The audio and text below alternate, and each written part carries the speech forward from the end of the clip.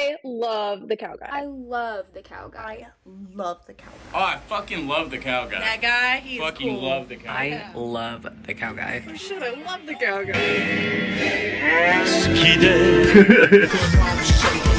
Hello everyone, it's just me. I'm the cow guy. We're not in Kansas anymore.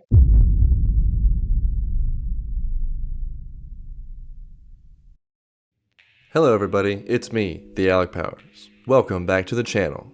I'd like to start off today by thanking you for joining me on this journey. The story I'm about to tell you is a grand one, but it is also one that is only known by a select few people in a certain part of the world. It is a story of opportunity. It's a story of laughs, of love and heartbreak. But most of all, it is a story of milk.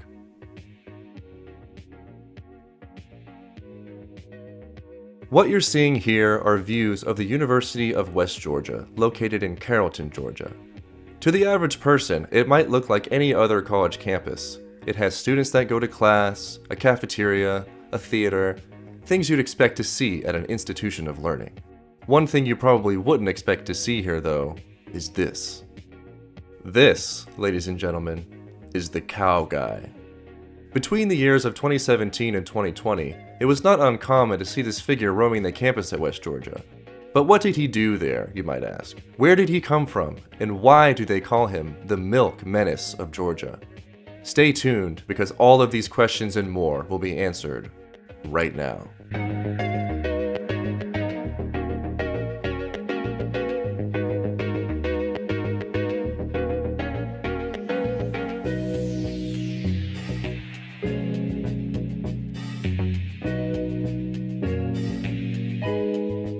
I feel that it wouldn't be right for me to start this documentary without first giving you a little background as to how the cow guy came to be. In the long past year of 2017, something happened that would change the course of history forever. A man and his friends decided to go to Walmart, and in stock that season, they happened to be carrying a collection of animal onesies, one of which was based on the animal commonly known as a cow. The man saw this onesie and decided he couldn't leave the store without it. That day, that purchase, is what started this story. I have to admit something to you that you may or may not find surprising, and actually might be pretty obvious, but the cow guy is actually personally acquainted with me, and he has made several appearances on this YouTube channel. 5 to be exact, the first of which dates back to September 2nd of 2017. In this video, we can look back in time and witness the cow guy's first online appearance. The video is called Utter Dismay, and it was a passion project of sorts that the cow guy approached me for help with, given my enormous platform. In short, Utter Dismay depicts a story of a working-class cow who finds himself suddenly without a job, and the struggles he faces trying to navigate the reality of unemployment. This is a story the cow guy wrote himself. He did not reveal to me who the story was based on, or if it was even based on true events, so you'll have to make that determination yourself. The cow guy went on to make, as previously stated, 4 more appearances on this channel, 3 of which were of lesser significance, but one stands out in the history of this strange man, and that is his contribution to the music video for the hit song If You Were an Animal by none other than me, the Alec Powers.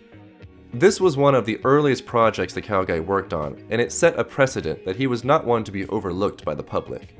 With that being said, however, that was just the beginning of the cow guy's rise to fame. While the cow guy's contributions to this channel were significant, he is not normally remembered for his work on this platform. No, the cow guy's first real debut was not online, but in person on the West Georgia campus.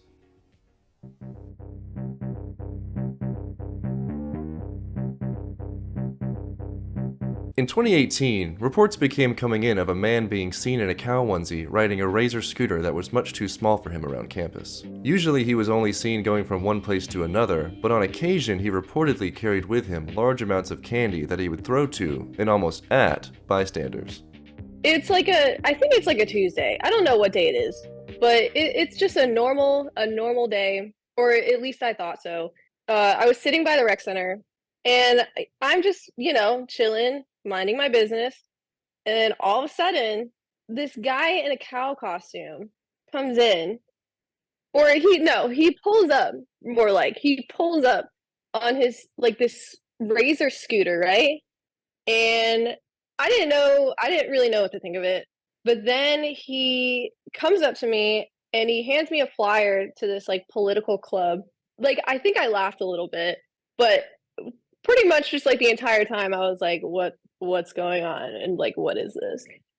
And so he leaves, and that was pretty much the first time that I realized I was in college. I felt like it was just a very college thing, like a very college experience. And I was like, we're not in Kansas anymore. For several months, this behavior went on, but eventually summer break arrived and the West Georgia campus was vacated. In that short time, however, the cow guy had already made an impression on the public as a mysterious yet charming public figure.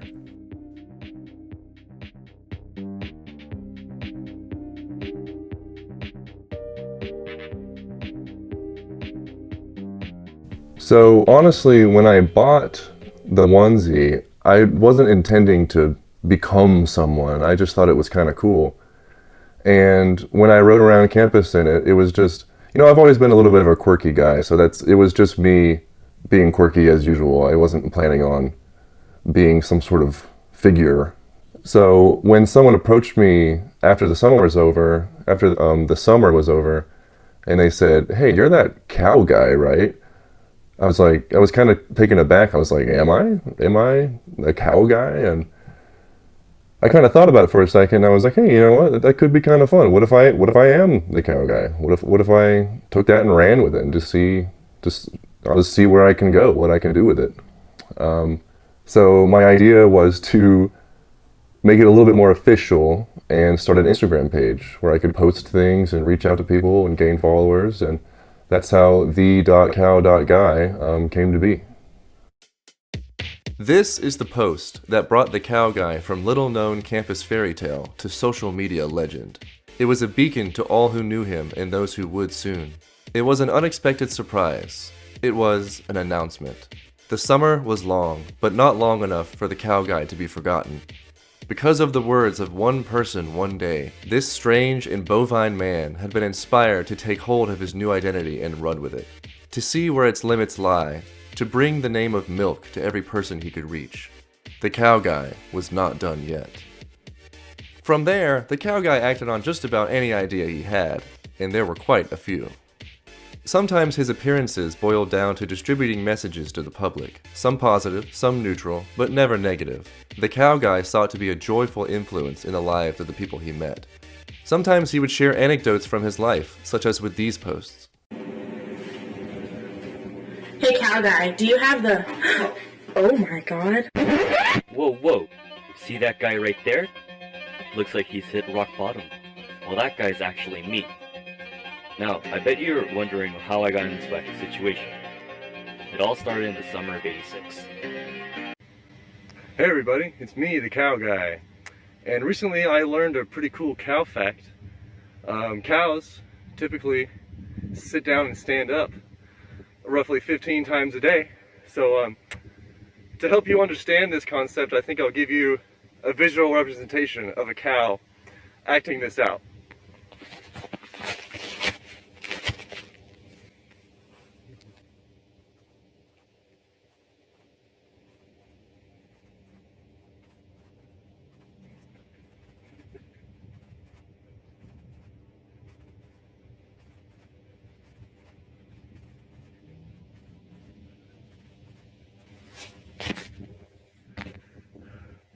Hopefully that gives you a pretty good idea of the daily life of a cow, at least one aspect of the complicated life of a cow. I hope you learned something today, and remember to cow it up.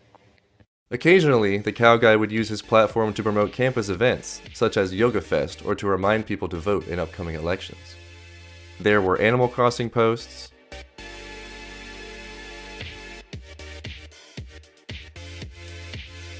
there were posts meant to help people with their college experience, and there was even this.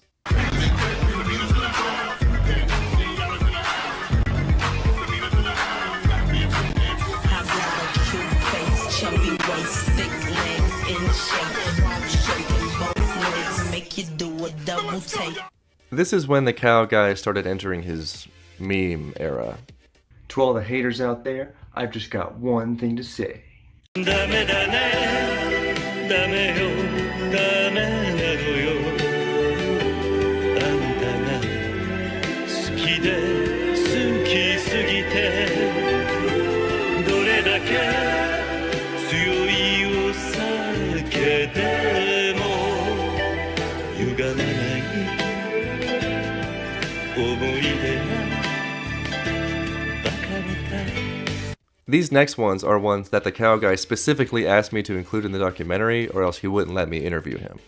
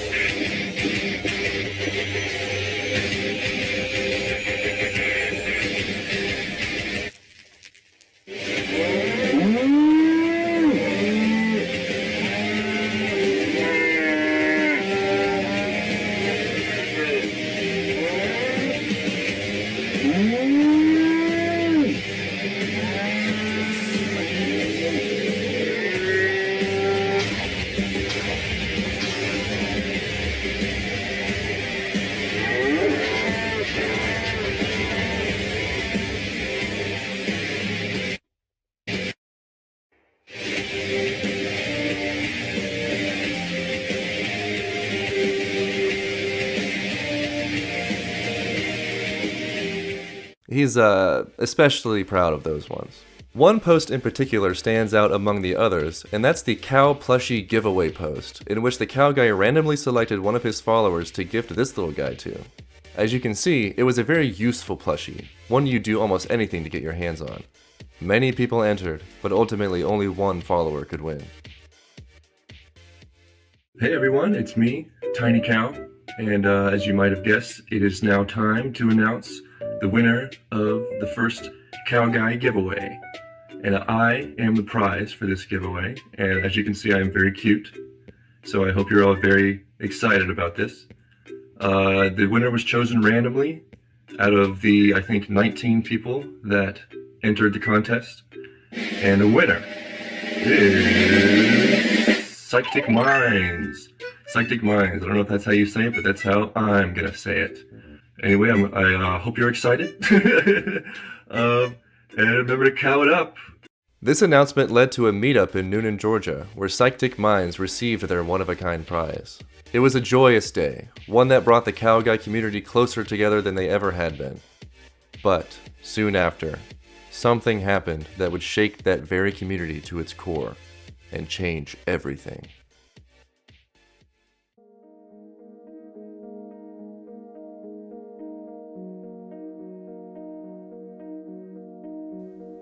In 2020, an event took place that rocked the world and affected the lives of billions of people. It is an event that lives in infamy, and one that I'm sure many of you dread me bringing up, but it must be done in order to make this documentary complete. The event I'm referring to is, of course, the cow guy being bitten by a vampire. In this chilling October post, the cow guy showed his audience the horrible truth, that he had been bitten and that he, despite all his efforts, had succumbed to the power of the bite. Naturally, this post left the cow guy community very worried. He knew that he couldn't leave them in the dark for long, so he soon gave the world this update. Hello everyone, this is me, I'm the cow guy. You may be a little bit confused as to why my voice sounds like this. It's because I'm still a vampire, as you can see. I know some of you might be a little bit worried about me, but I promise I'm okay. It's actually pretty cool being a vampire. Don't worry about it. It's all under control. While the cow guy's transformation was shocking, this livestream did serve to ease the nerves of his fans for a time. Ultimately, though, there was nothing that could be done to prevent the inevitable. Fear of the cow guy's condition revived upon the release of posts like this one, in which he told the public of the increasing degree of difficulty he was having in choosing milk over blood. From that point on, the cow guy's posts became more and more disturbing, which only added to the concern of the public.